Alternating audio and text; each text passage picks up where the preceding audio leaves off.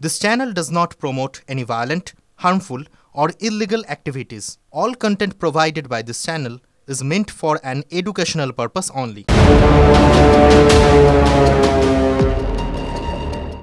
বাংলাদেশে যে কিভাবে বেছে বেছে সংখ্যালঘু হিন্দুদের নিধন করা হচ্ছে তার আরো একটা জ্বলন্ত ছবি এলো আজ টিভি9 বাংলার কাছে। শুরুতেই আজ প্রেস কনফারেন্সে সেই খবরে নজর রাখবো। দেখুন, বাংলাদেশে এবার প্রকাশ্যে মেরে মা এবং তার সন্তানকে ঝুলিয়ে দেওয়া হলো। ভয়াবহ ছবি আসছে বাংলাদেশ থেকে। এই ছবি দেখাতে আমাদের ছবিটা ব্লার করতে হচ্ছে, তার কারণ যে ছবি আসছে এই ছবি দেখার মতন ধক থাকতে ধক নেই। ইনফ্যাক্ট এত একটা ভয়াবহ ছবি। বাংলাদেশে মা সন্তানকে মেরে ঝুলিয়ে দিল কট্টরপন্থীরা। বাংলাদেশের দিনাজপুরে হাড় হিম করাই হত্যাকাণ্ড।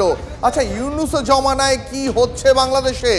হিন্দুদের নিধনের ভয়ঙ্কর ছবি। এবার আরো একটা হিন্দু পরিবারকে পরিকল্পিতভাবে মেরে ঝুলিয়ে দেওয়ার অভিযোগ। এই মুহূর্তে এই নিয়ে কথা বলবো। আমাদের সঙ্গে রয়েছেন আমাদের সহকর্মী সুমন কল্যাণ ভদ্র।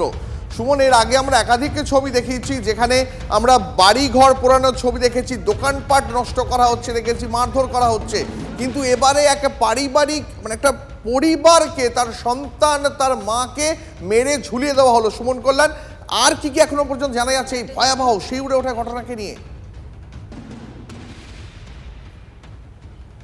দেখো, কিছুক্ষণ আগে এই ছবি এসে পৌঁছেছে আমাদের হাতে, এবং এই ছবিটা স্পষ্টভাবে যদি কেউ দেখে সে ঠিক থাকতে পারবে না। কারণ এতটাই অসহনীয় এই ছবি, এতটাই কি এটা নিয়ে বলার কিছু নেই। যেভাবে একটা বাচ্চাকে মেরে ঝুলিয়ে দেওয়া হয়েছে, আর তার পাশেই মেরে ঝুলিয়ে দেওয়া হয়েছে তার মাকে। এর কয়েকদিন আগের ঘটনাটা যদি তোমাকে বলি, আমাদের দর্শকদেরকেও জানানো দরকার যে 3 থেকে 4 দিন আগে হুমকি দেওয়া হয়েছিল এই পরিবারটিকে, এবং তাদেরকে ধর্ম পরিবর্তনের একটা হুমকির অভিযোগ উঠেছে। আর তার ঠিক 3 দিন পর আজকে কিন্তু পাওয়া গেল যে তার দেহ দুটি, তার সন্তান এবং মায়ের দেহ ঝুলছে তার ঘরে। ফলে স্বাভাবিকভাবেই আজকে সেখানে সনাতনী হিন্দুদের অবস্থা কি সেটা কিন্তু এই ছবিটা জানান দিচ্ছে।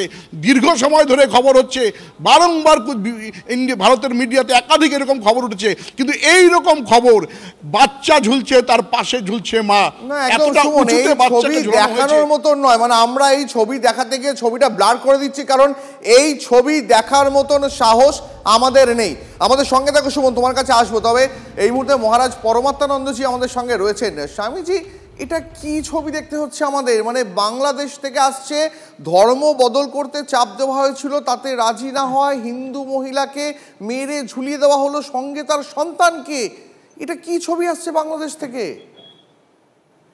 ধর্মান্ধতা যে কত ভয়ঙ্কর হতে পারে এবং মৌলবাদ যে কিভাবে তার থাবা মানবতার উপর বসাতে পারে, এই ছবিটা তার সবচেয়ে বড় প্রমাণ।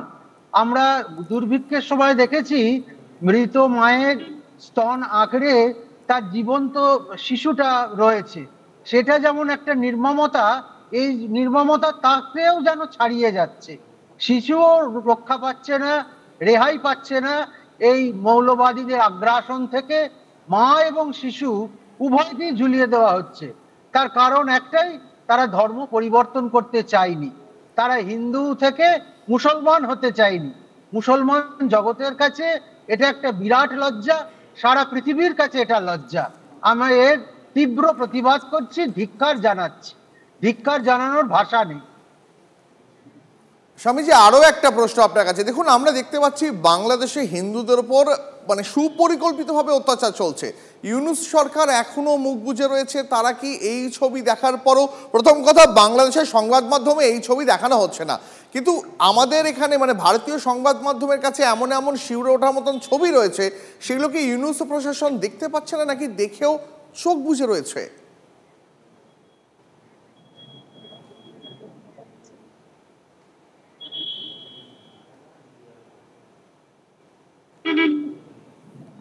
মহারাজ, আপনি কি আমার কথা শুনতে পাচ্ছেন?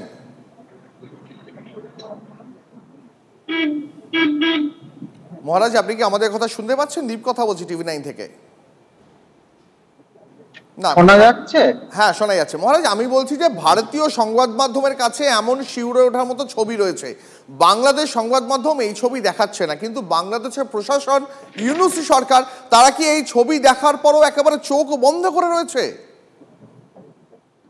হ্যাঁ,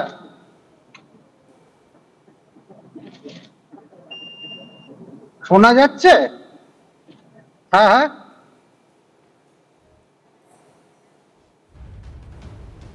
না, কোনো কারণে আমাদের সঙ্গে মহারাজের যোগাযোগ বিচ্ছিন্ন হয়ে গেছে, কিন্তু যে খবর আপনাদের জানাচ্ছিলাম, বাংলাদেশ থেকে শিউরে ওঠার মতন খবর আসছে।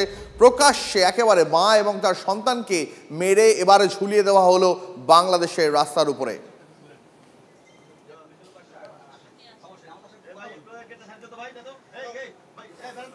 আর একই রকমের শিউরে ওঠবার মতন ছবি আরো আছে। ক্রমে কি জঙ্গি তৈরির কারখানায় পরিণত হয়ে যাচ্ছে বাংলাদেশ, এই প্রশ্ন উঠবেই। কারণ শিউরে ওঠার মতো ছবি এলো যশোরের থেকে। এবারে প্রকাশ্যে জিহাদের নামে যশোরের রামনগর থেকে ফেসবুকে সেই ভিডিও পোস্ট করেছেন তসলিমা নাসরিন। যশোরে জামিয়া ইসলামিয়া বাংলাদেশের একটা শিক্ষা প্রতিষ্ঠানে 17 ডিসেম্বর তাদেরই একটা অনুষ্ঠানে প্রকাশ্যে জিহাদের পক্ষে সওয়াল সন্ত্রাসবাদীদের, সবাই অস্ত্র হাতে জিহাদের ডাক, সন্ত্রাসীদের জিহাদের নাম লেখানোর ডাক বাংলাদেশের তরুণ প্রজন্মকে। ইউনূসের নেতৃত্বে ভয়ঙ্কর পথে চলেছে বাংলাদেশ, সেই পরিস্থিতিই তৈরি হচ্ছে। যদিও চাপে পড়ে এই যশোর জামিয়া ইসলামিয়া তারা দাবি করছে যে সাংস্কৃতিক অনুষ্ঠানের আয়োজন করেছিলেন তারা, এই অস্ত্রগুলো সেগুলো নাকি আসল নয়, সোলার তৈরি, ভুল ব্যাখ্যা করা হচ্ছে, এমনই দাবি তুলেছে জামিয়া ইসলামিয়া।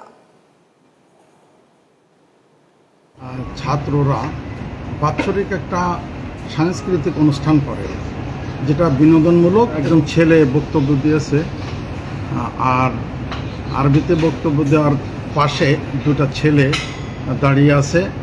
অস্ত্র আকৃতির একটা নিয়ে শোলা দিয়ে তৈরি করা, কস্টেপ দিয়ে পেঁচানো, এরকম একটা সাদৃশ্যের বস্তু নিয়ে তারা দাঁড়ায় আছে।